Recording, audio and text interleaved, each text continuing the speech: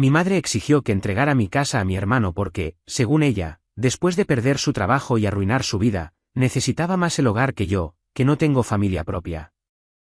Todo empezó a desmoronarse el día que abrí la puerta y vi a mi madre parada ahí, con esa expresión que ya conocía demasiado bien, la expresión de vengo a arruinarte el día y no me importa. Detrás de ella, arrastrando una maleta medio rota, venía mi hermano. Ni me miró, solo bajó la cabeza y se quedó ahí parado, como si fuera normal aparecerse en casa de alguien sin avisar. Yo había comprado esta casa en las afueras de Dallas hace 3 años. No era nada del otro mundo, pero era mía. Después de años de trabajos de mierda, turnos dobles, jefes que me trataban como basura, finalmente pude juntar suficiente para dar el pago inicial. Cada rincón de esa casa era un recordatorio de todo lo que me había costado construir algo propio. Así que cuando mi madre se metió sin permiso, empujándome a un lado, ya sabía que algo malo venía. Entró, miró alrededor con una sonrisa rara y soltó, es perfecto. Yo ni siquiera alcancé a cerrar la puerta antes de preguntarle qué demonios estaba pasando. Mi hermano seguía afuera, como esperando una orden. Tu hermano se va a quedar aquí por un tiempo, dijo ella, como si fuera la cosa más normal del mundo,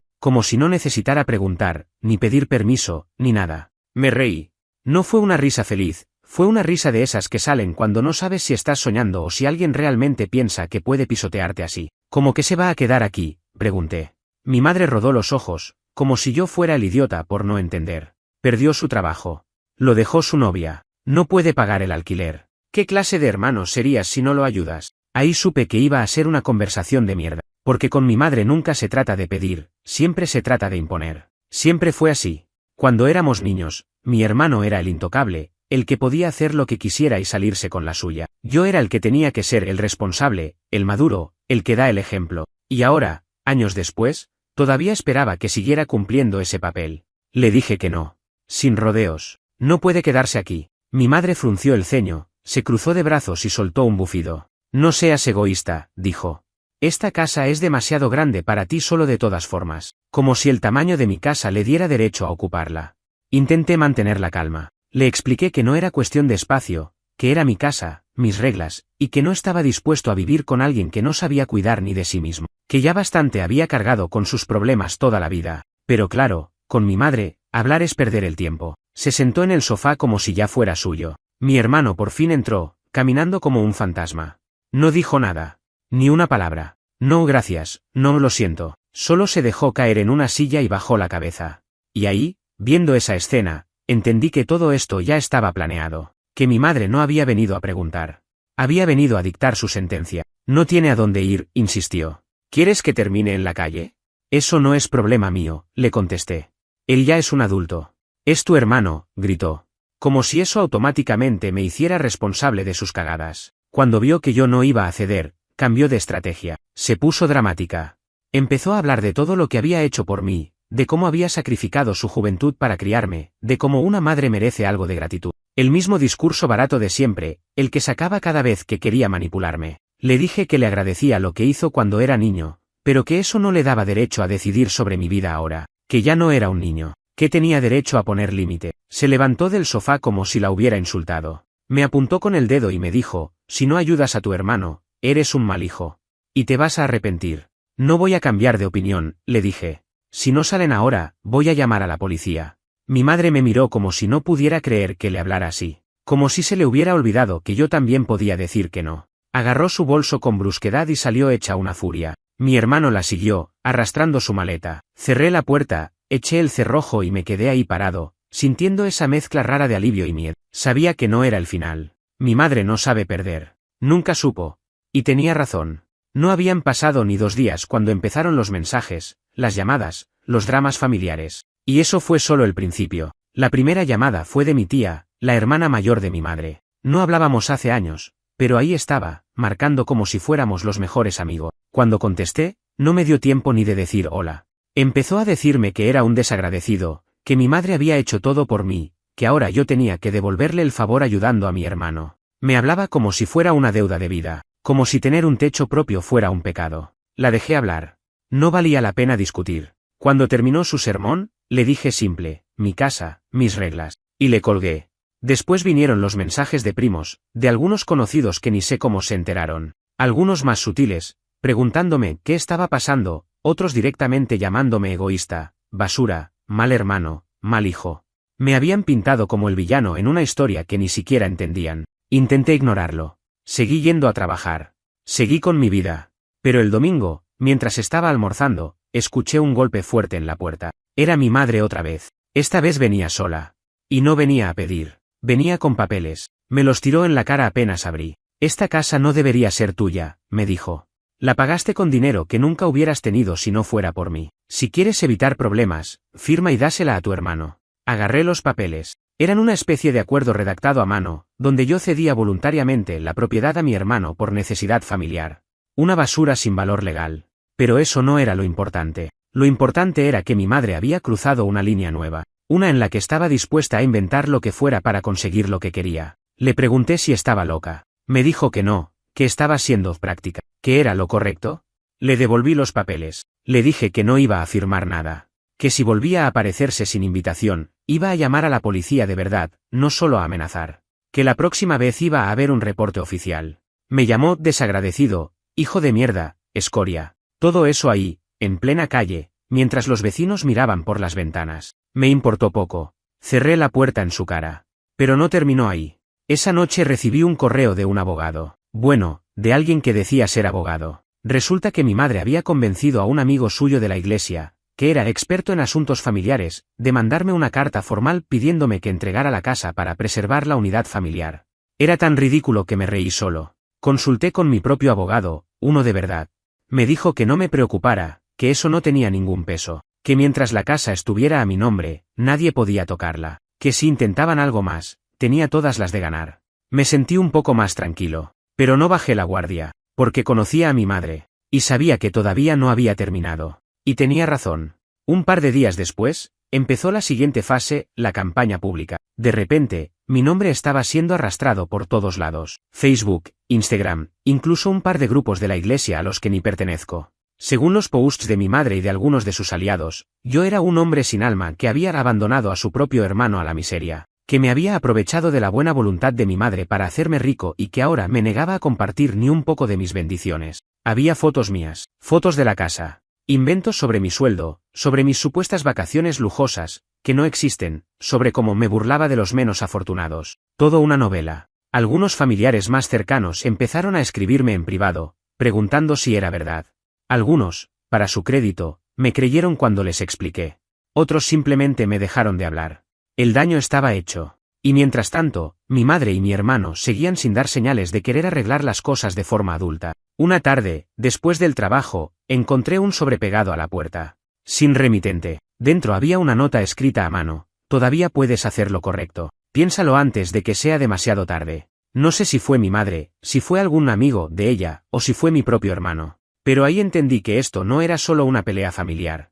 Era un asedio. Y todavía no había llegado lo peor. Una semana después de todo el circo de los posts en redes sociales, pasó algo que ya venía oliendo desde lejos, pero que igual me agarró desprevenido. Un viernes, tipo 8 de la noche, estaba en mi cuarto, medio tirado revisando el teléfono, cuando escuché ruidos raros en la entrada. Pensé que era algún gato, o el viento, porque tampoco era algo muy fuerte, pero cuando fui a mirar por la ventana, vi a mi hermano, ya adentro del jardín, empujando una bolsa de basura grande y una caja de cartón. Ni siquiera había tocado la puerta. Se metió como si fuera su casa. Bajé corriendo y abrí la puerta de un tirón. ¿Qué carajo estás haciendo?, le grité. Mi hermano, sin ningún tipo de vergüenza, me miró como si yo fuera el loco. Vine a instalarme, dijo. Mamá dijo que habías recapacitado. No sabía si reír o romper algo. ¿Recapacitar qué? Te dije que no. No puedes vivir aquí, le respondí. Me encogió de hombros como si no fuera problema suyo. Ya estoy aquí, dijo, como si eso solucionara todo. Le dije que se largara, que se llevara sus cosas, que no iba a repetirlo. Ahí es donde se puso peor. Sacó el celular y empezó a grabarme. Me acusaba de echar a un hombre sin hogar en la calle. Decía cosas tipo, miren cómo trata a su propio hermano, sin corazón.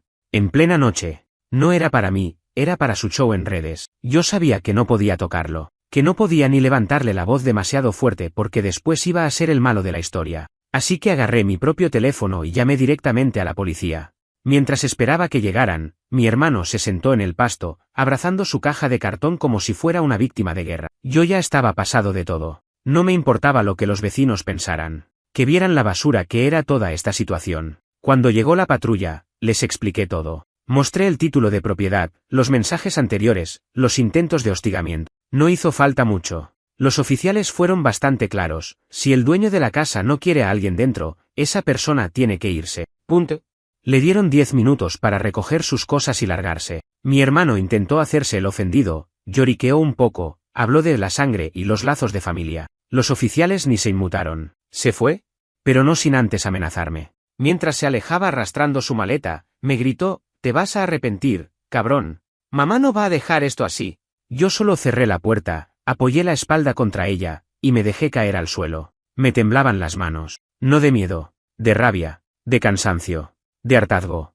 Pensé que con eso se terminaría todo. Obvio que no. Al día siguiente, empecé a recibir correos electrónicos falsos, intentos de phishing, mensajes diciendo que mi casa iba a ser embargada, amenazas veladas de demandas familiares, hasta llamadas de números desconocidos en plena madrugada, donde nadie hablaba del otro lado. Todo esto venía claramente de mi madre y su círculo de amigos resentidos. Cada día me sentía más asediado, como si no pudiera vivir tranquilo ni en mi propia casa. Y como si todo eso fuera poco, un domingo por la mañana, al salir para hacer las compras, encontré que alguien había rayado el costado de mi coche con una llave. Un solo trazo largo, sucio, como una firma de odio. Sabía que había sido alguno de ellos, o mi madre, o mi hermano, o algún soldadito de su ejército de imbéciles, pero no tenía pruebas. No podía hacer nada más que aguantarme la bronca.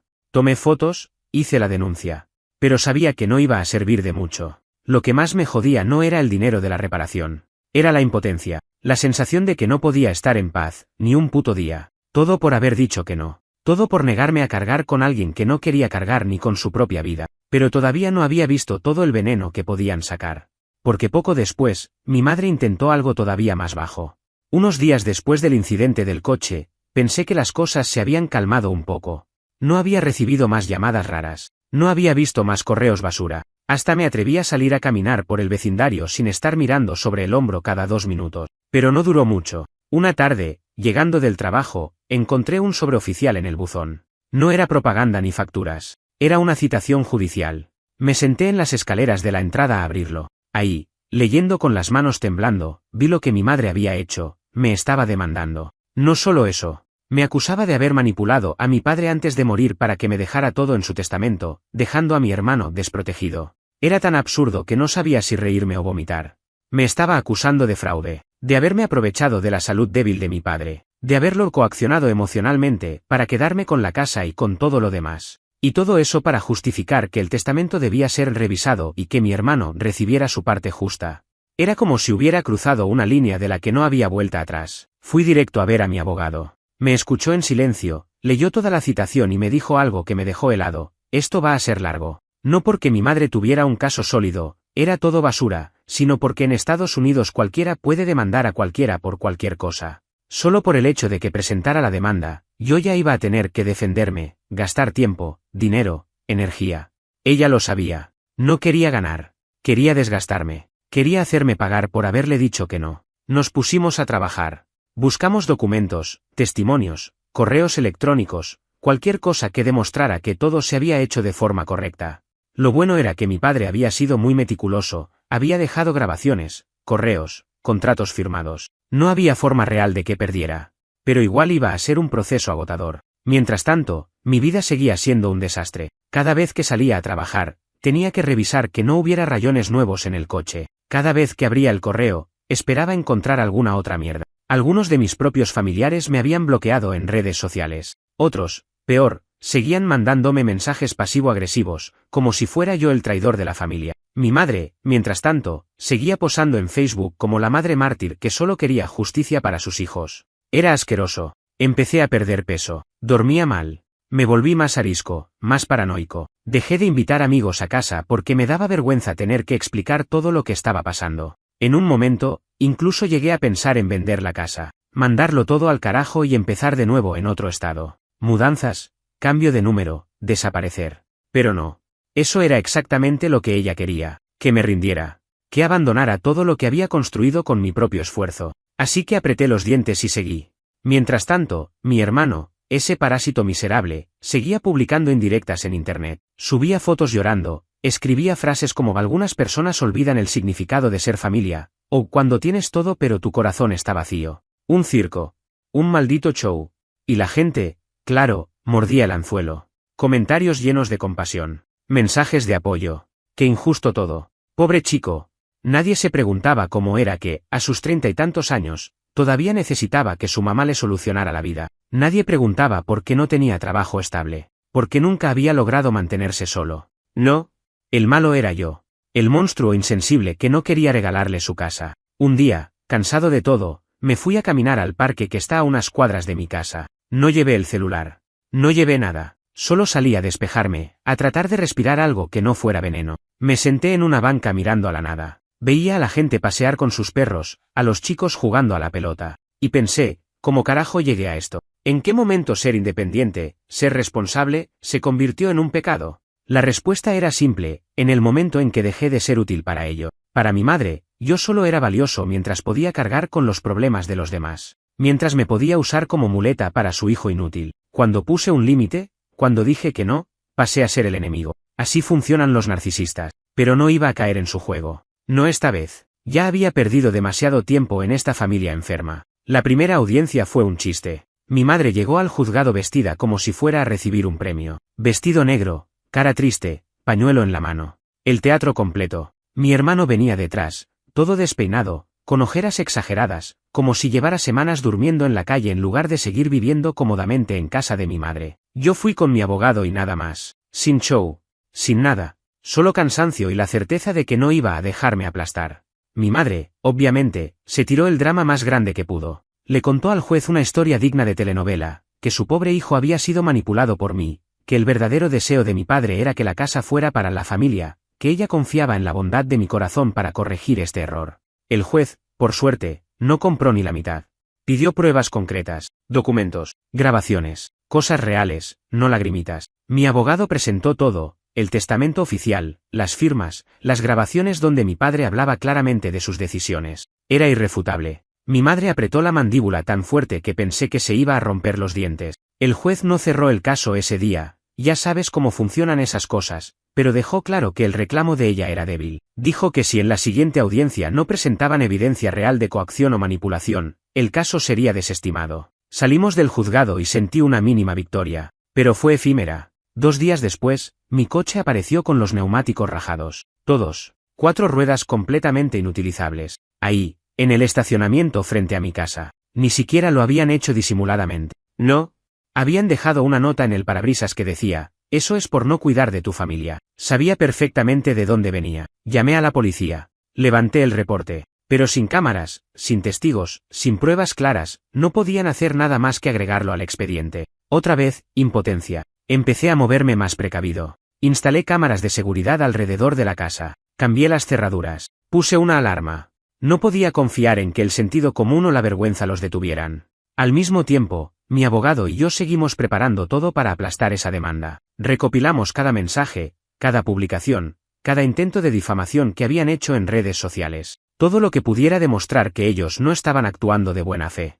Que todo era venganza y manipulación. Y mientras tanto, mi madre seguía su cruzada pública. Hacía publicaciones llorando en Facebook, contando que estaba peleando por lo que era justo, que algunas personas pierden su alma por dinero, que ella solo quería proteger a su familia. Un día incluso organizó una especie de recaudación de fondos, un GoFundMe para cubrir los gastos legales de la batalla por la justicia familiar. Ridículo, pero funcionó. La gente empezó a donar. Familiares lejanos, amigos de la iglesia, vecinos, gente que no tenía idea de lo que realmente pasaba. Cada donación era como una patada en el estómago. No porque me importara el dinero, sino porque demostraba que a veces la verdad no importa. Que el espectáculo, el drama, la lágrima falsa, pesa más que los hechos. Pensé en contestar. En hacer mi propia versión pública de la historia. Pero no. No iba a jugar su juego. Iba a ganar donde importaba, en la corte. Y entonces, cuando parecía que ya no podían caer más bajo, hicieron algo que de verdad me sacó de quicio. Una tarde, llegando del trabajo, encontré a un tipo merodeando frente a mi casa. No era un vecino. No era nadie conocido. Estaba parado ahí, mirando la casa como quien inspecciona una propiedad. Me acerqué y le pregunté quién era. Me dijo que venía de parte de una agencia inmobiliaria, que había recibido una solicitud para evaluar la casa porque estaba próxima a ser puesta en venta. Casi me da un infarto. Llamé a la agencia. Me confirmaron que alguien, haciéndose pasar por mí, había intentado iniciar el proceso de venta de mi casa. Era una locura. Un delito. No firmaron nada, por suerte. No llegó a mayores, pero fue una muestra de hasta dónde estaban dispuestos a llegar. Ahora no era solo hostigamiento, era sabotaje real. Intentar vender mi casa sin mi permiso. No era mi imaginación, mi madre y mi hermano habían declarado guerra abierta, pero también cometieron su error más grande. Porque todo eso, las amenazas, los sabotajes, los intentos de fraude, empezaron a acumularse como pruebas en su contra. Y yo no iba a desaprovecharlo. Después del intento de vender mi casa a mis espaldas, ya no había vuelta atrás. Dejé de tratar de mantener la paz. Dejé de pensar que se iban a cansar solos. Entendí que o me defendía de verdad o iban a seguir aplastándome hasta dejarme sin nada. Llamé a mi abogado esa misma noche. Le conté todo. Su respuesta fue clara: vamos a contraatacar. No podíamos acusarlos directamente todavía, porque no teníamos grabaciones o testigos del sabotaje inmobiliario. Pero sí podíamos usar toda la campaña de difamación, el acoso, los daños a la propiedad, y la falsificación de identidad como contexto para el juez. Empezamos a preparar una contrademanda. Iba a demandar a mi madre por difamación, por daños y perjuicios, y por intento de fraude. Era un movimiento sucio, sí. Pero ellos cruzaron todas las líneas primero. Yo solo estaba devolviendo el golpe. Mientras tanto, en casa, reforcé aún más todo. Compré más cámaras, puse sensores de movimiento. Alarma conectada directo a la policía. Cambié todos mis correos electrónicos y contraseñas. Actualicé mis redes sociales a modo privado total. Me aislé de todo. Mi vida se volvió una rutina de paranoia. Salía al trabajo.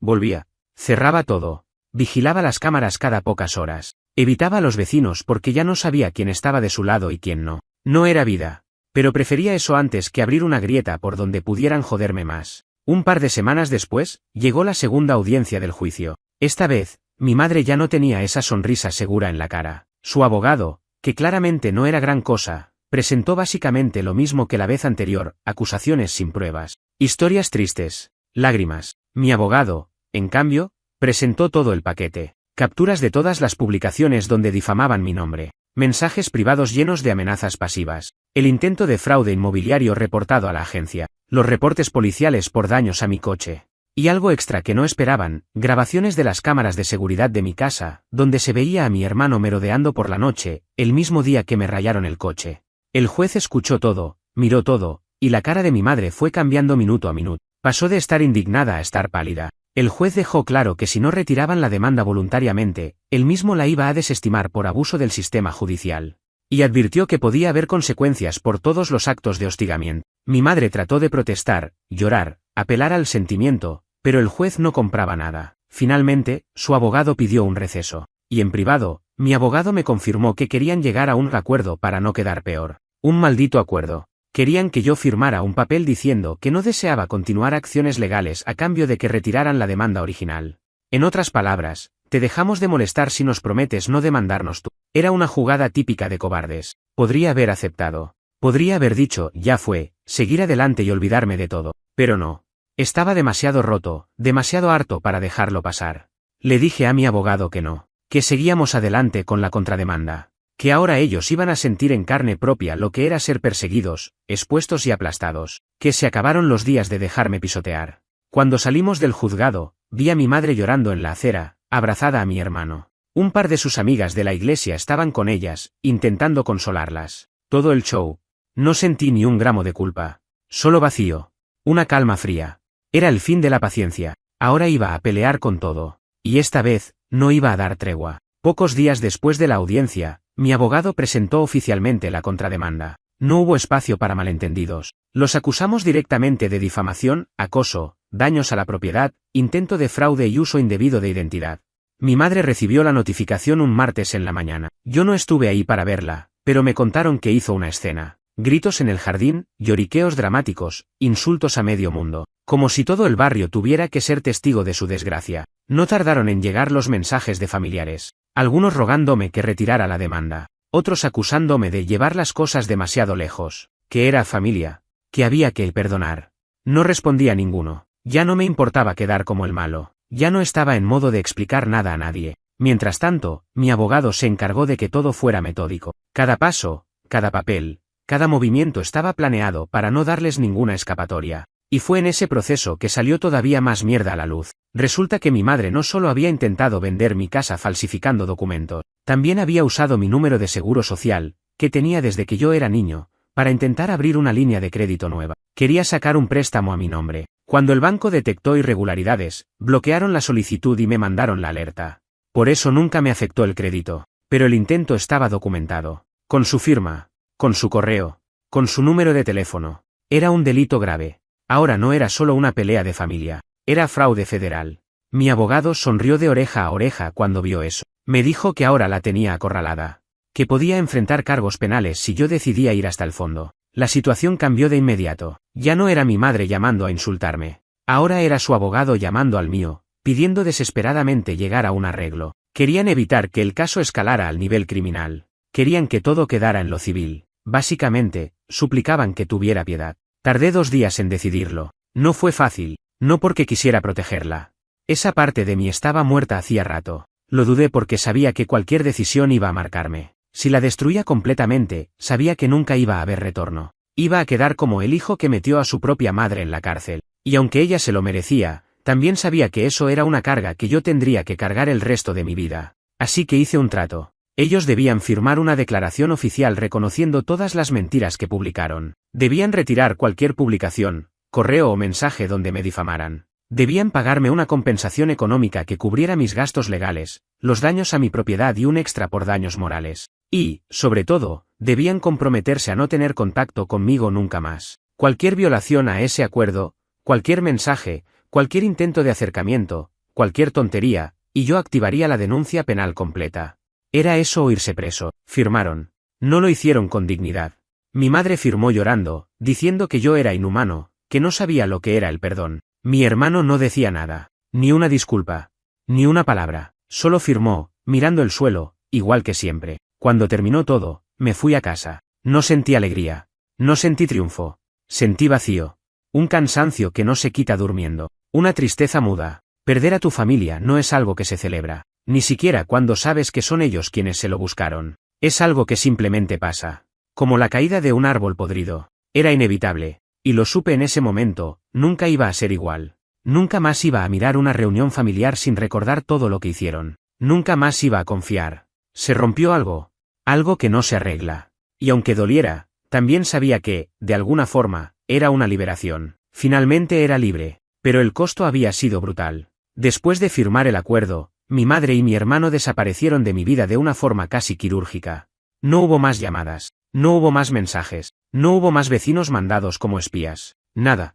Era como si se hubieran tragado todo el odio que tenían, o como si estuvieran esperando el momento de volver a escupirlo. No me confié. Mantuve las cámaras, mantuve la alarma, mantuve todo en alerta. Los primeros meses fueron raros. Una parte de mí, la más vieja, todavía esperaba que en cualquier momento pasara algo, que volvieran, que intentaran alguna nueva trampa. Me despertaba en mitad de la noche y revisaba las cámaras aunque no hubiera saltado ninguna alerta.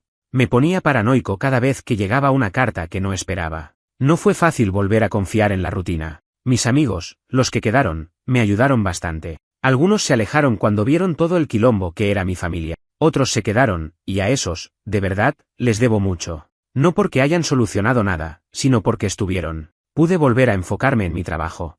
Pude empezar a ahorrar de nuevo. Pude pensar en proyectos que había dejado congelados mientras todo eso me consumía. Pero no es como que sales limpio de algo así. Todavía tengo pesadillas de vez en cuando. Pesadillas donde tocan la puerta y cuando abro, están ellos otra vez. Mi madre con esa sonrisa de tengo derecho a todo y mi hermano con esa cara de perro apaleado. Me despierto sudando, mirando la puerta, asegurándome de que todo siga cerrado. También arrastro otras heridas. Confío menos en la gente. Me cuesta abrirme. Me cuesta creer que alguien no vaya a querer usarme. ¿Vale la pena todo esto? No sé. Lo único que sé es que no podía seguir dejándome pisotear. Que decir no a tiempo, aunque te arranque la mitad del alma, es mejor que dejarte destruir lento. De vez en cuando me entero de algo sobre ellos. Por ejemplo, supe que mi madre perdió a varios de sus amigos cuando todo el tema del intento de fraude salió a la luz. Que algunos en la iglesia ya no la miran igual. Que mi hermano anda de sofá en sofá, cambiando de casa cada par de meses, sin trabajo fijo, con más deudas que nunca. No me alegra, pero tampoco me da lástima. Cada uno hace su camino, y ellos eligieron el suyo. Yo no tengo culpa de haberme salvado. Hoy, mi casa sigue siendo mía. Sigo viviendo aquí, sigo pagando mis cuentas, sigo levantándome todos los días para construir algo mejor para mí, sin deberle nada a nadie, sin cargar a parásitos, sin permitir que nadie más vuelva a hacerme sentir culpable por no destruirme para salvar a otro. Es una vida más silenciosa, sí. Pero es mía. Y eso, después de todo, vale más que cualquier apellido, que cualquier falso lazo de sangre, que cualquier maldita obligación que quieran imponerte disfrazada de familia.